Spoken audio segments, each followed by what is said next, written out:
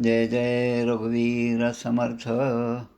शुकासारिखे पूर्ण वैराग्य जाचे, वसिष्ठा परिज्ञान योगेश्वराचे. कवी वाल्मिका सारिखा मान्य ऐसा, नमस्कार माझा सद्गुरु रामदासा. श्रीराम मला वाटते अंतरी त्वा वसावे, तुझ्या दासबोधासी त्वा बोध व्हावे. अपत्यापरी पाववी प्रेमग्रासा, महाराज या सद्गुरु रामदासा. जय जय रघुवीर समर्थ. श्रीकृष्ण गोविंद हरे मुरारे, हे नाथ नारायण वासुदेव. प्रद्युम्न दामोदर विश्वनाथ, मुकुंद विष्णोर्भगवन्नमस्ते. सच्चिदानन्दरूपाय विश्वोत्पत्त्यादिहेतवे, तापत्रय विनाशाय श्रीकृष्णाय वयं नमः. कृष्णाय वासुदेवाय हरये परमात्मने, प्रणतक्लेशनाशाय गोविन्दाय नमो नमः. वसुदेवसुतं देवं कंसचाणूरमर्दनं, देवकी परमानन्दं कृष्णं वन्दे जगद्गुरुं. कृष्णकमलपत्राक्षं पुण्यश्रवणकीर्तनं, वासुदेवं जगद्योनिं नौमि नारायणं हरिं. कृष्ण कृष्णेति कृष्णेति यो मां स्मरति नित्यशः, जलं भित्त्वा यथा पद्मं संसारात् उद्धराम्यहं. कृष्णाय वासुदेवाय देवकीनन्दनाय च, नन्दगोपकुमाराय गोविन्दाय नमो नमः. नमः पङ्कजनाभाय नमः पङ्कजमालिने, नमः पङ्कजनेत्राय नमस्ते पङ्कजाङ्घ्रे. गोपाल कृष्ण भगवान की जय. जय जय रघुवीर समर्थ. श्री भगवान वाच, ज्ञानं परमगुह्यं मे यद्विज्ञानसमन्वितं, सरस्यं तदङ्गं च ग्रहाणगदितं मया. यावानहं यथा भावो यद्रूपगुणकर्मकः, तथैव तत्त्वविज्ञानमस्तु ते मदनुग्रहात्. अहमेवासमेवाग्रे नान्यं यत्सदसत्परं, पश्चादहं यदेतच्च योगशिष्येत सोऽस्म्यहम्.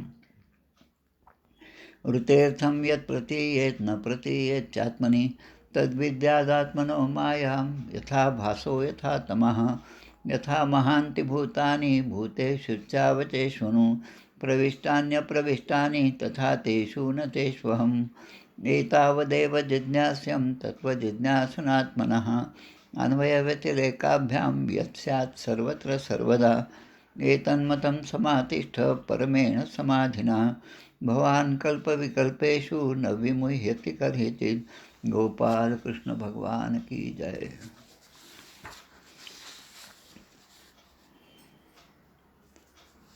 सप्तमस्कंध अवतरणिका. सप्तमस्कंध अध्याय प्रथम. नारद युधिष्ठिर संवाद उत्तम. जय विजय कथा प्रारंभ. द्वितीयोध्याय त्यापुढे. हिरण्याक्ष वध झाला. कश्यपूशी क्रोध चढला. तो समजावी स्वजनाला द्रोह करी विष्णूचा. तृतीयोध्यायातून कश्यपू सफल तपसाधनी, प्रवर्तक दुराचरणी कश्यपू चतुर्थोध्यायी. प्रल्हाद पुत्र गुणी, त्यासी वधू इच्छिती पिता मनी, ती कथा पंचमातुनी षष्टातुनी नारदोपदेश. सप्तमी प्रल्हाद जन्मकाळी नारद बोध कथा निवेदिली. अष्टमी नरसिंह देवता प्रगटली. कश्यप वध देवस्तुती. नवमी प्रल्हाद नरसिंह स्तुती. दशमी अभिषेक प्रल्हादाप्रती अमृतोपमती त्रिपुर दहन कथा. एकादशी मानवधर्म वर्णधर्म स्त्रीधर्म. द्वादशी आश्रमधर्म ब्रह्मचर्य वानप्रस्थ. त्रयोदशी यतिधर्म अवधूत प्रल्हाद चर्चा उत्तम. चतुर्दशी गृहस्थाश्रम. पंचदशी वर्णन मोक्षधर्माचे. गोपाल कृष्ण भगवान की जय. जय जय रघुवीर समर्थ. आता आपण सप्तमस्कंधाला सुरुवात करणार आहोत. तत्पूर्वी आज पौष शुद्ध त्रयोदशी शके 1945 म्हणजे 23 जानेवारी 2024. आजच्याच दिवशी नेताजी सुभाषचंद्र बोस यांचा जन्म झालेला होता. 23 जानेवारी 1897मध्ये जानकीनाथ बोस आणि प्रभावती देवी बोस यांच्या पोटी जन्मलेले नेताजी सुभाषचंद्र बोस. त्यांच्या एका पुस्तकामध्ये एक आठवण आहे त्यांनी सांगितलेली, आणि त्याचं संकलन जे आहे ते आपले पदाचे पहिले संयोजक ज्यांनी हा उपक्रम सुरू केला ते श्री द्वावा केळकर यांनी अनेक संतांच्या, अनेक मोठमोठ्या क्रांतिकारकांच्या चरित्रामधून दासबोधाच्या संदर्भामध्ये जे उल्लेख आहेत ते सगळे एकत्र केले. त्यामध्ये नेताजी सुभाषचंद्र बोस म्हणतात, जी मी भारत देशाची मातृभक्ती केली, देशाची भक्ती केली, त्याचं मुख्य स्रोत जे आहे ते म्हणजे दासबोध आहे म्हणतात. समर्थांपासून प्रेरणा घेतली. माननीय अटल बिहारी वाजपेयी हे सुद्धा म्हणतात, हाच दासबोध मला अगोदर काही मिळाला असता, माझ्या हातामध्ये आला असता, तर माझं आयुष्य अजून काहीतरी बदललं असतं. म्हणजे अनेकांनी या एका समर्थांच्या ग्रंथामधून प्रेरणा घेतली आणि आपलं जीवन सफल केलेलं आहे. त्या नेताजी सुभाषचंद्र बोस यांची आज जयंती आहे आणि त्यांची पुण्यतिथी आपल्याला माहिती आहे 18 ऑगस्ट 1945 सन. तायपाई जपानमध्ये एका विमान अपघातामध्ये ते गेले. अर्थात हा सुद्धा एक प्रश्नचिन्हच आहे, पण तो भाग वेगळा आहे. त्याचप्रमाणे आज आपले हिंदू हृदय सम्राट बाळासाहेब ठाकरे यांचासुद्धा जन्मदिवस आहे. आता आपण या 7व्या स्कंधाला सुरुवात करीत आहोत. सुरुवातीच्याच मला वाटतं 2ऱ्या स्कंधामध्ये 10व्या अध्यायामध्ये शेवटच्या अध्यायामध्ये एक श्लोक येतो, अत्र सर्गो विसर्गश्च स्थानं पोषणम ऊतयः मन्वंतरेशानुकथा निरोधो मुक्तीर आश्रयः. श्रीमद्भागवत याचं दशलक्षणं त्यांनी दिलेली आहे. सर्ग, विसर्ग, स्थान, पोषण, ऊतयः, मन्वंतर, ईशानुकथा, निरोध, मुक्ती आणि आश्रय असे ते 10 विषय श्रीमद्भागवतामध्ये एकेका स्कंधामध्ये आहेत. 12 स्कंद असणाऱ्या दासबोधामध्ये हे 10 विषय आहेत. याचा अर्थ पहिला आणि दुसरा स्कंद जो श्रीमद्भागवताचा आहे त्यामध्ये या भागवताचा अधिकारी कोण, याचा वक्ता कसा असावा आणि अधिकारी कोणत्या पातळीचा असावा, त्या काळामध्ये जसा परीक्षित राजा आणि अधिकारी सांगणारे जे ते शुकदेव होते, त्याप्रमाणे त्याचं अधिकारी पण किंवा जसं आपण अनुबंध चतुष्ट म्हणतो त्याप्रमाणे ते पहिल्या 2 स्कंदामध्ये दिले, पहिल्या आणि दुसऱ्या. आणि 3ऱ्या स्कंदापासून सर्ग, विसर्ग, स्थान, पोषण आणि ऊतय म्हणजे आता 7वा आहे. आत्ताच आपला जो 6वा अध्याय झाला त्याच्यामध्ये पोषण होतं. पोषण म्हणजे आपल्या भक्तांचं पोषण. तसं आपण अन्नामुळे आपल्या शरीराचं पोषण होतं, तसं जीवाचं पोषण, जीवात्म्याचं पोषण कशामुळे होत असेल तर भगवंताचा अनुग्रह, भगवंताची कृपा हे सांगणारा 6वा स्कंद आपण पाहिला. आता हा 7वा स्कंद जो आहे त्याचं मूळ विषय जो आहे तो ऊती. ऊती याचा अर्थ वासना. ऊती याचा अर्थ वासना म्हणजे ती कर्माची वासना, कर्म करण्याची प्रेरणा आणि एखादं कर्म, एखादं मनामध्ये विषय येणं आणि त्याप्रमाणे कर्म घडत जाणं. आता कर्म म्हटलं तर मग पुन्हा सात्विक आहे, राजसिक आहे, तामसिक आहे. आपल्या गीतेमध्ये पूर्ण त्याचं विवेचन दिले आहे. आता यामध्ये मूळ प्रश्न असा येतो की भगवंत जो आहे, भगवंत म्हणतात की बा मी प्रत्येक ठिकाणी आहे, सगळ्या प्राणीमात्रांच्या ठिकाणीसुद्धा त्यांच्या हृदयामध्ये मी वास करून आहे. माता असता हृदयामध्ये रामू सर्व सुखासी आरामू की भ्रांतासी पडे कामू विषयावरी.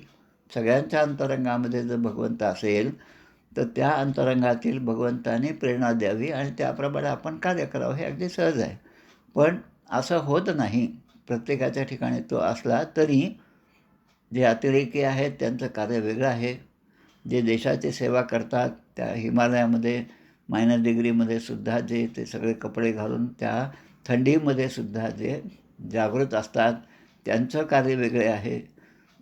जे धार्मिक प्रवचनं देणारे अनेक महाराज आपण टी व्हीवर पाहतो त्यांचं कार्य वेगळं आहे.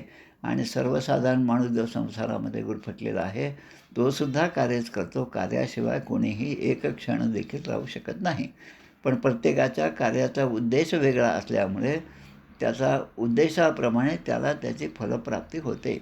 त्याप्रमाणे भगवंताची कृपा ही सगळ्यांवर सारखीच आहे. म्हणजे भगवंत सगळ्यांच्या अंतरंगामध्ये आहे, पण प्रत्येकाची वासना वेगवेगळी असल्यामुळे कोणी या जीवनामध्ये सुखी होतो, कोणी समाधानी असतो, कोणाला इतर जास्त गोष्टी गोळा करायची पण आवश्यकता नसती. जसं आपण पंतप्रधान मोदींचं पाहतो की त्यांना आत्तापर्यंत मिळालेले जे काही भेटवस्तू होत्या त्या भेटवस्तूंचा पूर्ण ते लिलाव करतात आणि सरकारच्या कोशामध्ये ते सगळं अर्पण करतात. ते सगळं सरकार जमा करतात. आता असंही आपला पंतप्रधान करू शकतो हे समजायला आपल्याला 70 वर्ष लागले. आत्तापर्यंत असंच कोणाच्याच बाबतीमध्ये हे आपण ऐकलेलं नाही किंवा वाचलेलं नाही.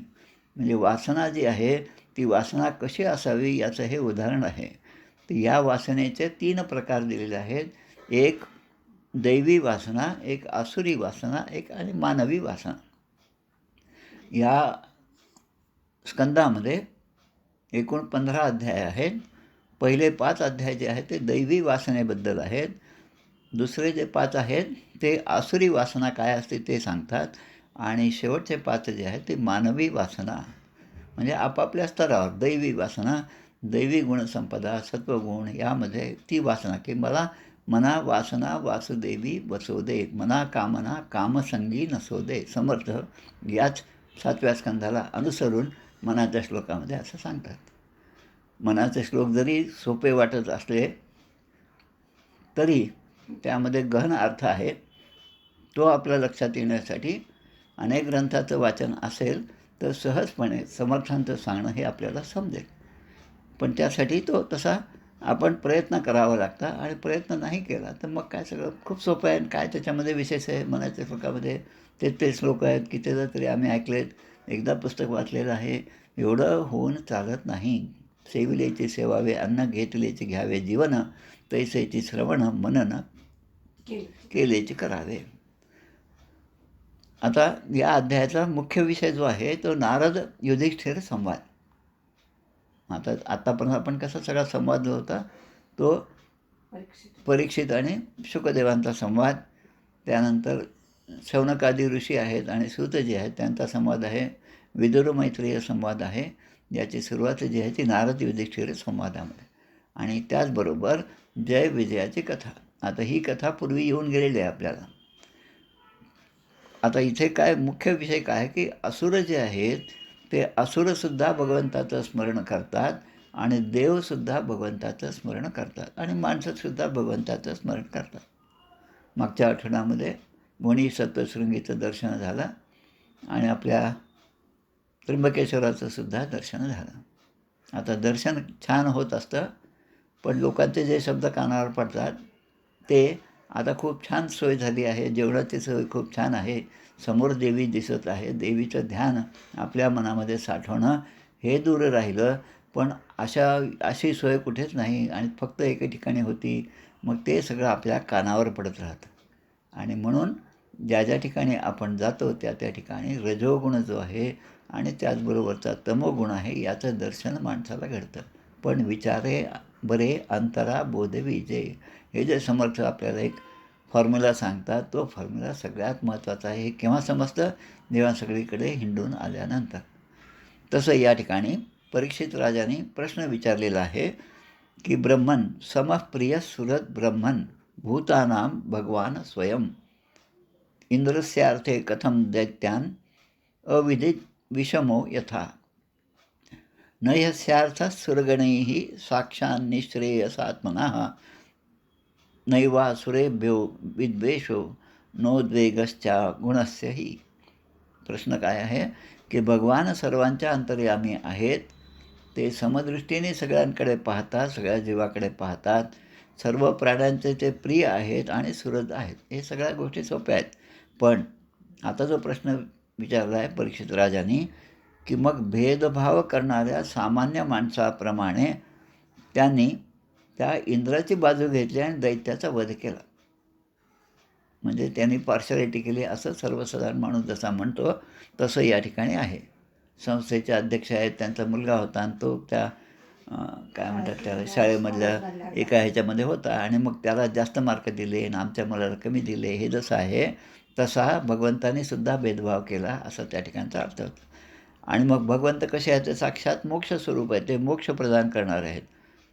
पण त्यांना देवाकडून काही मिळवायचं नाही. आता देव जे आहेत ते भगवंताच्या अगदी जवळ आहेत, पण देवाकडून काहीतरी मिळवायचं किंवा आपल्याकडून सुद्धा काहीतरी मिळवायचं असं काहीच नाही. कारण ते मिळवल्यानंतर त्यांच्यापर्यंत पोहोचत नाही, कारण ते निर्गुण स्वरूप आहेत.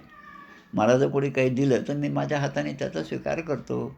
पण त्याला हात नाही, त्याला पाय नाही, त्याला काहीच नाही, म्हणजे कुठलाही न मे मोक्षो न बंधनम, म्हणजे काहीच नाही त्याच्या ठिकाणी. पण तरी पण ते कोणावर तरी कृपा करतात आणि कोणावर तरी त्यांची अवकृपा होते. असं का आहे असा प्रश्न या ठिकाणी परीक्षित राजा म्हणतो की मला तो संशय निर्माण झाला. संशय समंजातस तद्भावांश छेदुम अर्हती, म्हणजे त्याचा माझा जो प्रश्न आहे त्याचं निराकरण तुम्ही करावं, माझा संदेह आपण दूर करावा. नारदादी ऋषी जे आहेत ते अगदी प्रेमाने भगवंताचं गुणगान गात असतात. गीयते परमं पुण्यम ऋषीभिर नारदादिभिः, नारदांसारखे सगळेच ऋषी भगवंताचं गुणगान गातात. आणि पुढे नत्वा कृष्णाय मुनये, नत्वा म्हणजे नमन करून, पांत प्रत्यय त्या व्याकरणाप्रमाणे नत्वा. मग मग ते म्हणतात की कृष्ण आणि द्वैपावन म्हणजे भगवान श्रीकृष्ण आणि परीक्षित शुकदेव द्वैपायन या मुनींना नमस्कार करून आता मी त्या भगवंताच्या कथा तुम्हाला सांगतो, असं ते शुकदेव सांगत आहेत. मग ते म्हणतात भगवंत कसे आहेत, निर्गुणोपी अजो अव्यक्त भगवान प्रकृती परहा, भगवंत निर्गुण आहे, अजन्म आहे, अव्यक्त आहे आणि प्रकृतीच्या पलीकडे असणारं तत्त्व आहे. मग असं असूनही तेच भगवंत मायेच्या गुणांचा स्वीकार करतात. मायेच्या गुणांचा स्वीकार करणे म्हणजे भगवान श्रीकृष्णाने बालपणी त्या लोण्यासाठी केलेली चोरी, त्यांचा आईला दिलेला त्रास, तुमच्या आमच्यासारखं मातीसुद्धा खाऊन पाहिली, म्हणजे त्यांचं सगळं वागणं जे आहे ते सर्वसाधारण मुलाप्रमाणे आहे. म्हणजे ते निर्गुण रूप जे आहे ते सोडून देऊन जेव्हा सगुणामध्ये येतात तेव्हा तुमच्या आमच्यासारखा व्यवहार करतात आणि आपल्याला ते तसे दिसतात. आणि भगवंतच नाही, इतर संतांच्या चरित्रामध्ये सुद्धा असे अनेक उदाहरणं आहेत.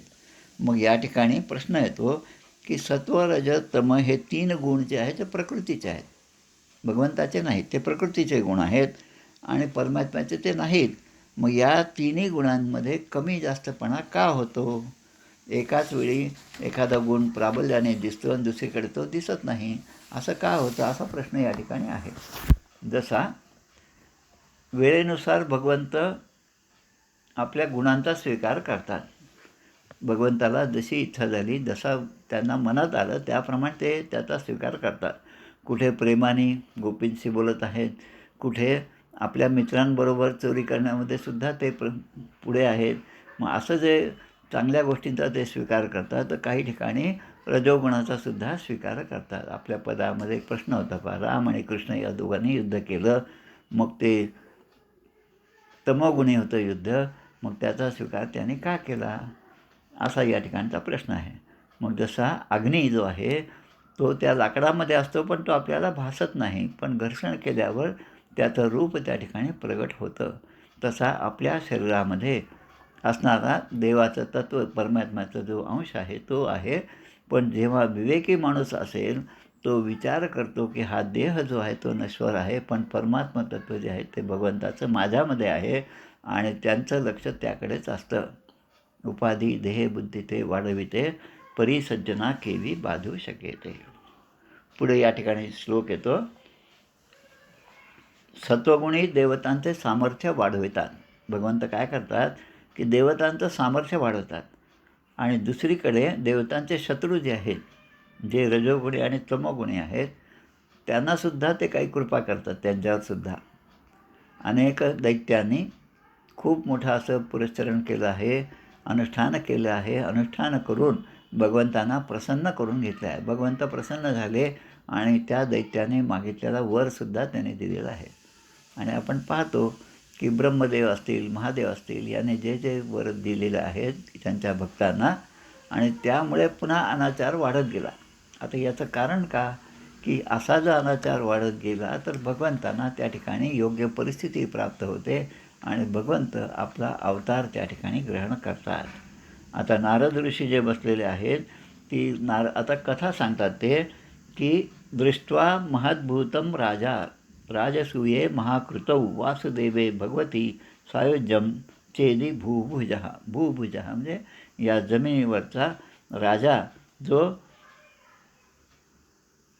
धर्मराजा त्या ठिकाणी विचारतात त्या ठिकाणी की यज्ञमंडपात नारदांना त्याने प्रश्न केलेला आहे. युधिष्ठिर म्हणतात अहो अत्यद्भुतम हे तद दुर्लभैकांत्यम नामपी. ही फार विचित्र घटना जी आहे ती माझ्या मनात आहे ती तुम्हाला विचारतो की भगवान सगळीकडे समाविष्ट आहे, सगळ्या ठिकाणी आहेत, पण ज्याने भगवंताचा द्वेष केला ते सुद्धा भगवत स्वरूपाला प्राप्त झाले. आता असं कसं? हे चुकीचं आहे असं जसं आपण सर्वसाधारणपणे म्हणतो तसा प्रश्न त्यांनी विचारलेला आहे. आणि मग ते जे रहस्य आहे ते आम्हाला तुम्ही समजावून सांगा. आणि ते म्हणतात दुसरीकडे मग ह्या शिशुपाल आहे, दंतवक्र आहे, यांचीसुद्धा प्राणज्योत जी भगवंतामध्ये समाविष्ट झाली, ती का झाली, कशामुळे झाली? दुसरीकडे आपण अंग वेन हे चरित्र जे आहे ते सुद्धा चरित्र आहे आपल्यासमोर. आणि मग तो वेन जो आहे तो सगळ्या धर्माच्या विरुद्ध वागणारा वेन जो आहे आणि त्याला मात्र भगवंतांनी नरकात टाकलेला आहे. म्हणजे जो मूळ प्रश्न होता की भगवंत जे आहे ते कोणावर कृपा करतात आणि कोणाला नरकामध्ये सुद्धा पाठवतात, असं का होतं? आता दमघोष राजाचं नाव आपण महाभारतामध्ये ऐकलं असेल. दमघोषाचे 2 पुत्र शिशुपाल आणि दंतवक्र. आता हे जे दोघे होते हे पुन्हा मूळ त्यांचं स्वरूप जे आहे ते जय विजयाचं आहे. जय विजयाची कथा आपल्याला माहिती आहे. हे जय विजय ज्यांना आपल्या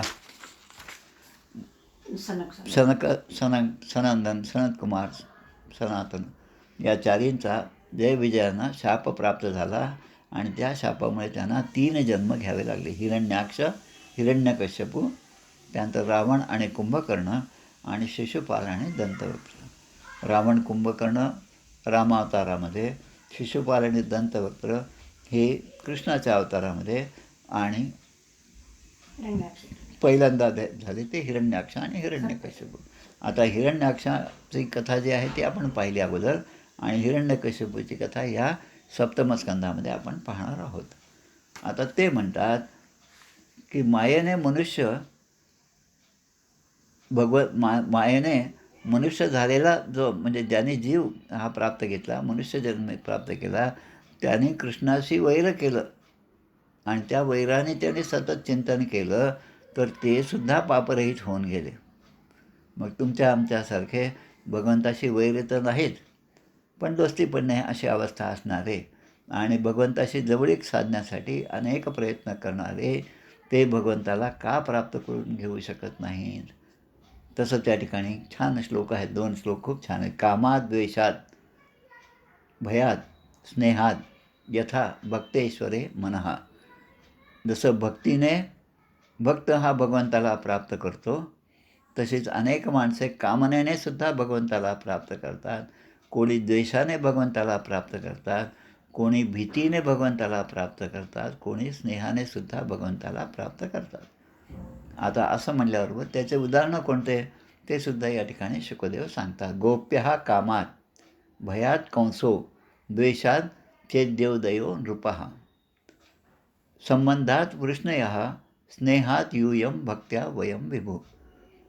म्हणजे गोपींनी प्रेमाने भगवंताला आपलंसं केलं, कंसाने भयाने भगवंताचं सतत स्मरण केलं. त्यानंतर शिशुपाल आणि दंतवक्र हे जे राजा आहेत त्यांनी सुद्धा द्वेषाने भगवंताचं चिंतन केलं. जे यदुवंशीय होते, जे अगदी जवळचे नातेवाईक होते, त्यांनीसुद्धा त्या नात्याच्या संबंधाने भगवंताचाच विचार केला आणि तुम्ही आम्ही स्नेहाने त्या भक्तीने भगवंताचाच विचार मनामध्ये करतो. तसं भगवंताच्या चिंतन करणारे जे 5 प्रकारचे पुरुष आहेत त्यांनी सांगितलं. आता त्यापैकी काही विशेष त्यांनी नोंद केली ती म्हणजे राजा वेन. आता वेनाची परिस्थिती अशी दिलेली आहे यामध्ये की वेन जो आहे त्याची तुलना कोणाशीच होऊ शकत नाही, इतका तो दुष्ट होता. मग कसंही असेना आपल्या भगवंतामध्ये आपण त्यापासून धडा काय घ्यायचा की कसंही करून आपण भगवंतामध्ये आपलं चित्त जे आहे ते लावलं पाहिजे. शिवाय आता भगवंताचे हे जे शिशुपालन दंतवक्र आहेत, हे खरं म्हणजे देवकीच्या बहिणीचेच मुलं आहेत, मावशीचेच मुलं आहेत. आणि मग मावसभाऊ असणारा शिशुपालन दंतवक्र यांनासुद्धा हे सुद्धा पूर्वजन्मामध्ये भगवंताचे पार्षदच होते आणि त्या ब्राह्मणाच्या सनतकुमारांच्या शापामुळे त्यांना या ठिकाणी असा जन्म घ्यावा लागला. युधिष्ठिर प्रश्न विचारतात की त्यांना कोणी शाप दिला आणि तो कोणता शाप होता? कीदृशः कस्य वा शापो हरिदासाभिदर्शनः अश्रद्धेय इवा भाती हरेर एकांतिकानां भवः. आणि भगवंताच्या अनन्य भक्तांना जन्म व्हावा असा दृढ विश्वास ठेवण्याजोगी वाटत नाही की त्यांचा असे जे भक्त आहेत जे दुष्ट योनीमध्ये गेले, त्याने पुन्हा जन्म घेतला आणि पुन्हा ते उद्धरून गेले, मग असं कसं झालं, असे प्रश्न विचारलेले होते. आता नारद जे आहेत ते त्या ठिकाणी एक कथा सांगतात. ब्रह्मदेवाचे मानसपुत्र असणारे सनकादी ऋषी स्वच्छंदपणे त्रिलोकामध्ये विहार करीत होते. त्यावेळेस ते वैकुंठामध्ये जाऊन पोचले. आता वैकुंठामध्ये सगळेच श्रेष्ठ असे जे आहेत आत्मे, ते सगळं वैकुंठामध्ये वास करतात, जसं चारी मुक्ती आहेत त्याप्रमाणे. मग जसा 5-6 वर्षाच्या बालकासारखे हे आहेत चारीजण, वस्त्रसुद्धा नेसत नाहीत सनकादी ऋषी, आणि त्यांना सामान्य मुले समजून त्यांना आत येऊ दिले नाही. आता विचार करा, एक लोकसभेची ते पूर्ण आहे, लोकसभेमध्ये 4 मुलं जाऊन पोचतात, अंगावर कपडे नाहीत आणि अगदी बालिशपणा आहे, त्यांना आतमध्ये प्रवेश करू द्यावा की नाही? तिथले जे काही बॉडीगार्ड राहतील, जे काही व्यवस्था असेल ती काही त्यांना आत जाऊ देणार नाही. लहान मुलंच काय, आपणही गेलो तरी आपल्याला आत जाऊ देणार नाहीत. मग जे त्या ठिकाणी आहेत त्यांच्यावर याने क्रोध दाखवला आणि त्यांना हे पुन्हा जन्म 3 वेळेस घ्यावा लागला.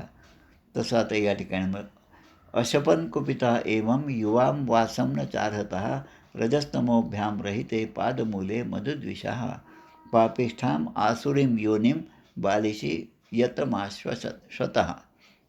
ते म्हणतात, रागवून त्या द्वारपालांना त्याने शाप दिला, मूर्खांनो, या भगवंताच्या इतक्या तुम्ही जवळ राहतात, भगवंताचं स्वरूप तुम्हाला प्राप्त आहे, स्वरूपता मुक्तीसुद्धा आहे, आणि भगवंताच्या चरणाजवळ असतानासुद्धा जर तुमच्या ठिकाणी रजोगुण आणि तमोगुण असेल तर तुम्ही या ठिकाणी राहण्याच्या लायकीचे नाही, म्हणून ताबडतोब तुम्ही आसुरी योनीमध्ये जा.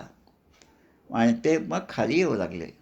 मग हा शाप 3 जन्मामध्ये भोगून तुम्ही पुन्हा मुक्त व्हाल, असं या ठिकाणी जी कथा आधी झाली होती त्याचाच पुनरुच्चार या ठिकाणी युधिष्ठिरांच्या प्रश्नाच्या निमित्ताने आणि नारदांच्या उत्तराच्या निमित्ताने झालेला आहे.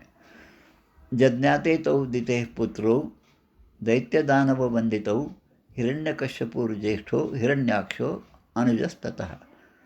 तेव्हा त्या दितीचे पुत्र कश्यप आणि दिती यांचे 2 पुत्र हिरण्यकश्यपू आणि हिरण्याक्ष. आपल्याला माहिती आहे हिरण्यकश्यपू, आता जो या 7व्या स्कंदामध्ये जी कथा आहे ती नरसिंह अवताराची कथा, या हिरण्यकश्यपूच्या मारण्यासाठी परित्राणाय साधूनाम आणि विनाशायचं दुष्कृताम. आणि हिरण्याक्ष जे आहे ते आपण पूर्वीच पाहिलेलं आहे, त्या ठिकाणी भगवंतानी वराह अवतार धारण केला होता. हा तो हिरण्यकश्यपूर हरिणा सिंहरूपिणा हिरण्याक्षो धरोद्धारे बिभ्रता सौकरम वपुः.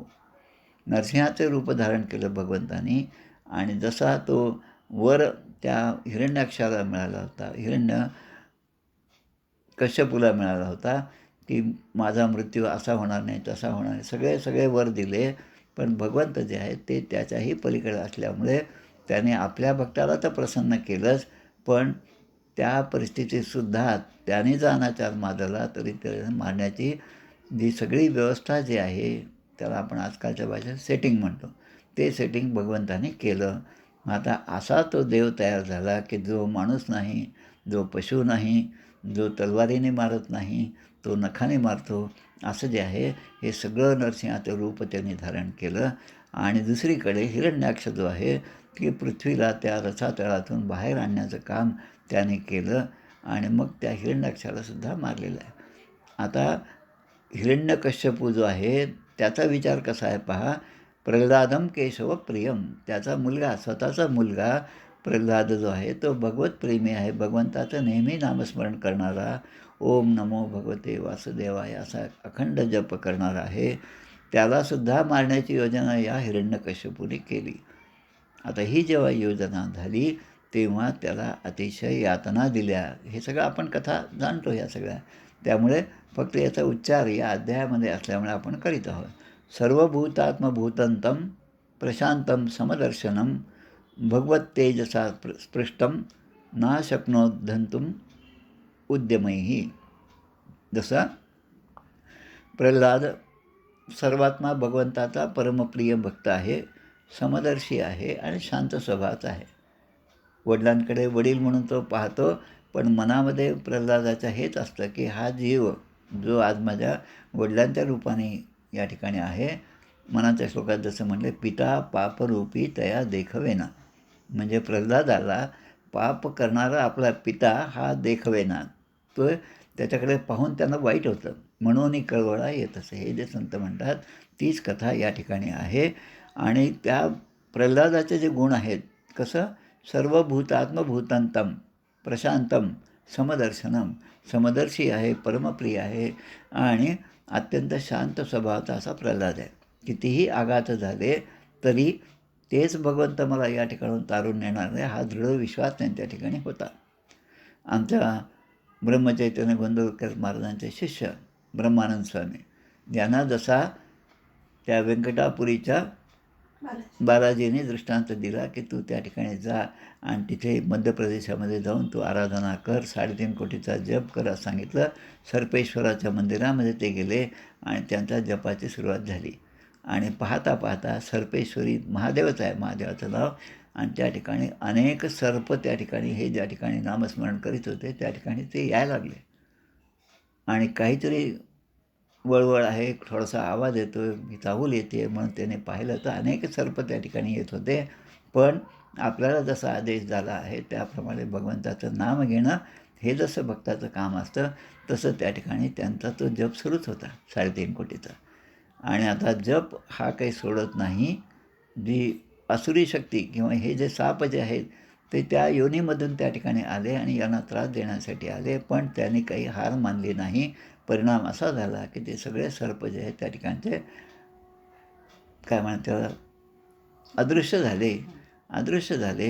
ही पण भगवंताची कृपा आहे. हे सुद्धा आपण प्रल्हादाच्या ह्याच्यातसुद्धा पाहतो. प्रल्हादाला त्या सर्पाच्या मोठ्या एका जुन्या अशा मंदिरामध्ये सोडलं आणि आतमध्ये सगळे सर्प आहेत. मग प्रल्हाद म्हणतात की माझे म्हणजे भक्ती श्रेष्ठ आहे का नाही, की भक्त म्हणून कुठे कमी पडतो हे पाहण्यासाठी भगवंताने ही सगळी योजना केली आहे. म्हणजे भक्तांनी नेहमी हे लक्षात घ्यायचं की आपल्याकडे येणारे जे सुख असेल किंवा दुःख असेल, संकट असेल किंवा चांगले दिवस असतील, हे त्या भगवंताच्या कृपेनेच आपल्याकडे येतात आणि तीच आपली परीक्षा असते. म्हणून अशा परीक्षेतून आपण नेहमी पुढे गेलं पाहिजे. भगवंताचा विश्वास हा 1% ढळू देता कामा नये. मना श्रेष्ठ धारिष्ठ जीवी धरावे, मना बोलणे नीच शोषित जावे, स्वये सर्वदा नम्र वाचे वदावे, मना सर्व लोकासिरे नीव व्हावे. आता या ठिकाणी पुन्हा उद्देश एक श्लोक येतो ज्यामध्ये विश्रवा मुनी आणि केशिनी हे कोण आहेत तर रावणाचे आईवडील आहेत. त्यांच्या पोटी रावण आणि कुंभकर्णाचा जन्म झाला आहे. तेच जयविजयाचीच कथा पुन्हा या ठिकाणी. ततस्तौ राक्षसौ जातौ. आता ततस्तौ राक्षसौ जातौ हे अव्यय आहे, हे बहुवचन द्विवचन आहे. एक वचन, द्विवचन आणि बहुवचन. तर कोण रावण आणि कुंभकर्ण हे दोघे होते. केशिन्याम विश्रव सुतौ, विश्रवाचे सूत 2 असणारे, आणि रावण कुंभकर्णश्च सर्व लोकोपतापनौ, सर्व लोकांना सगळ्या प्रजेला त्रास देणारे, त्यांचा छळ करणारे असे हे दोघे पुत्र झाले. कोणामुळे विश्रवा मुनी आणि केशिनी यांच्या पोटी रावण आणि कुंभकर्णाचा जन्म झाला. तत्रापि राघवो भूत्वा, आणि मग या परिस्थितीतून त्यांना सोडविण्यासाठी रावण कुंभकर्ण यांचा उद्धार करण्यासाठी भगवंताने रामाचा अवतार धारण केला. कालच्या सगळ्यात पूर्ण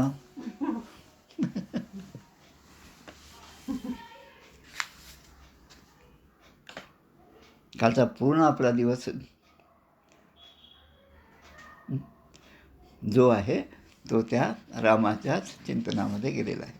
तथापि राघवो भूत्वा म्हणजे राघवाचं रूप घेऊन नेहन अच्छाप मुक्त ये म्हणजे त्या शापापासून मुक्त करण्यासाठी कोणाला तर रावण आणि कुंभकर्णाला भगवंतांनी हा रामाचा अवतार घेतला. मार्कंडेयाच्या मुनींच्या तोंडूनसुद्धा तू असं रामाचं चरित्र ऐकशील असं या ठिकाणी म्हणलेलं आहे. तावेव क्षत्रियो जातौ मात्र स्वात्मजो तव अधुना शापनिर्मुक्तो कृष्णचक्र हतांस हसौ. तर तेच दोघे या जन्मामध्ये तुझ्या मावशीचे पुत्र झाले. आता क्षत्रिय पुत्र, तेव्हा दैत्याचे पुत्र होते, आता क्षत्रिय पुत्र झाले. कोण? तर हे शिशुपाल आणि दंतवक्र मावस भाऊ. आता मावस भाऊ असूनही मावस भावाशी म्हणजे त्याने वैरभावानेच भगवंताकडे पाहिलं आणि भगवंताच्या कृष्णाच्या चक्राच्या स्पर्शाने त्यांचे सगळे पाप नष्ट झालेले आहेत, शापातून मुक्त झाले. वैरानुबंधती प्रेण ध्यानेनाच्युत सात्मतां नितौ पुनर्हरे पार्श्वं जगमुर विष्णू पार्षदौ.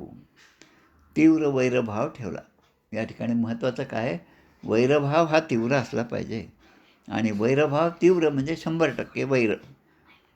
आणि त्यामध्ये वैरभावाने काय होतं की शत्रूचं चिंतन, जसं संताजी धनाजी यांचा धाकच एवढा होता की मोगलांच्या घोड्याला पाणी पितानासुद्धा ते त्यांचे सरदार विचारत होते, अरे काय तुम्हाला संताजी धनाजी त्या पाण्यात दिसतो का? असा वैरभाव. स्वतः रावणाला, तिकडे कंसालासुद्धा साधं जेवणामध्ये सुद्धा जिरे आले तरी ते जिरेसुद्धा कृष्णाचं स्वरूप आहे.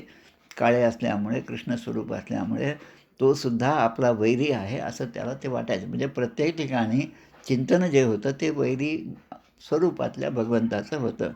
तर तीव्र वैरभाव ठेवल्यामुळे सतत कृष्णाचे चिंतन ते करीत होते आणि त्यामुळे ते दोघेही पुन्हा भगवंताच्या स्वरूपाला प्राप्त झाले. आणि पुन्हा नितौ पुनर्हरे पार्श्वं जगमुर विष्णूर पार्षदौ, विष्णूचे पार्षद म्हणून ते पुन्हा त्या ठिकाणी गेलेले आहेत. जय विजय.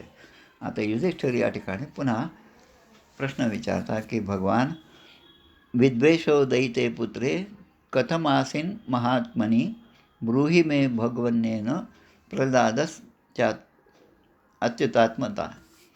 की हिरण्यकश्यपूने आपल्या महात्मा असलेल्या पुत्राचा म्हणजे प्रल्हादाचा एवढा द्वेष का केला आहे ना, साधा प्रश्न आहे तो.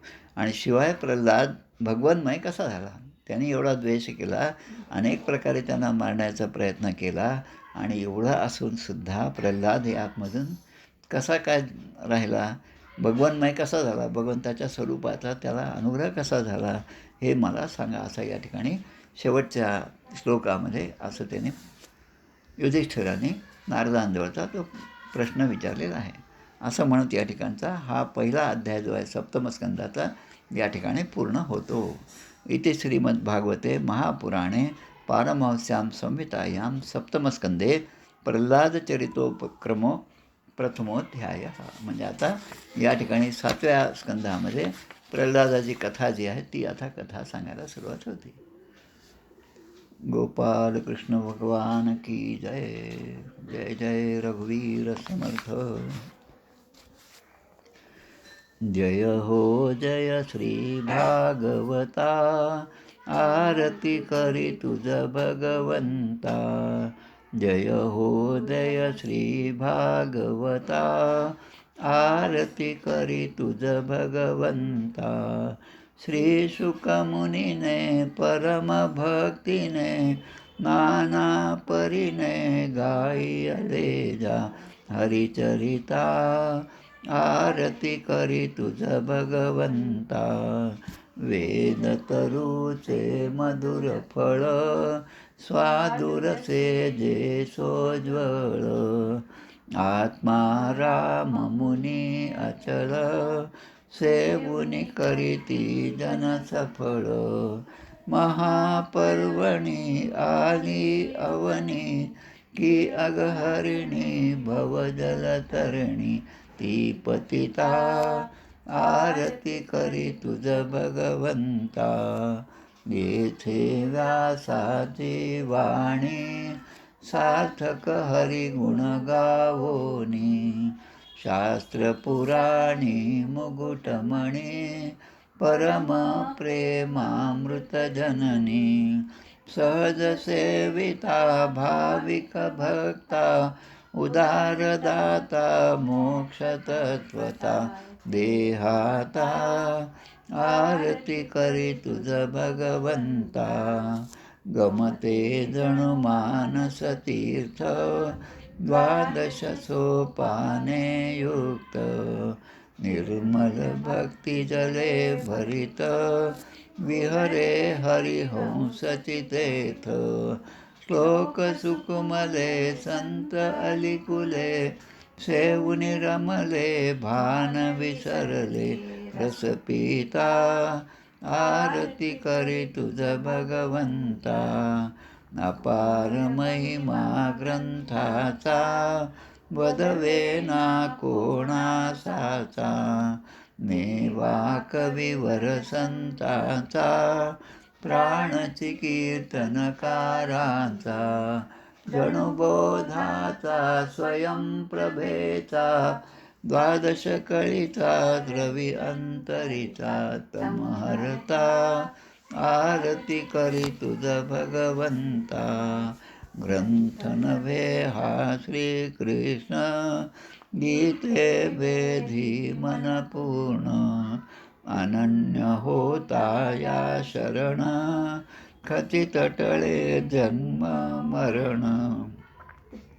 प्रीतापदाती चिरये शांती नाथ हि वदती रामपदी ठेवी माथा.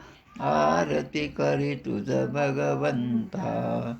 जय हो जय श्री भागवता. आरती करी तुझ भगवंता. गोपाल कृष्ण भगवान की जय. जय जय रघुवीर समर्थ. श्रीराम जय राम. नमस्कार काका. नमस्कार नमस्कार. हां, खूप छान, धन्यवाद खूप छान वाटलं. धन्यवाद. श्रीराम.